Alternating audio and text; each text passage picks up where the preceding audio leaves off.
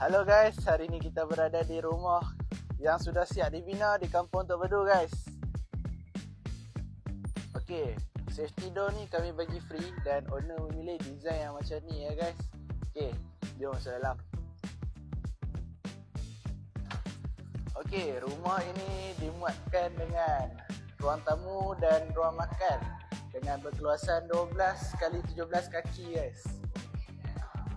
Okay, dapur juga berkeluasan seluas 12 kali 17 kaki guys.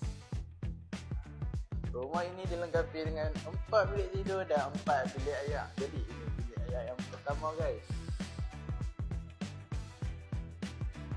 Jadi ini adalah bilik tidur utama berkeluasan 17 kali 14 kaki dan ini adalah tandas yang kedua 8 kali 5 kaki.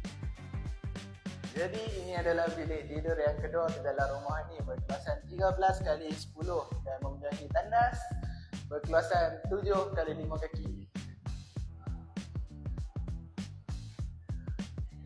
Okey, jadi ini adalah bilik yang ketiga dan keempat yang berkeluasan seluas 12 kali 11 kaki. Dan di belakang saya mempunyai tandas yang berkeluasan 7 kali 5 kaki guys.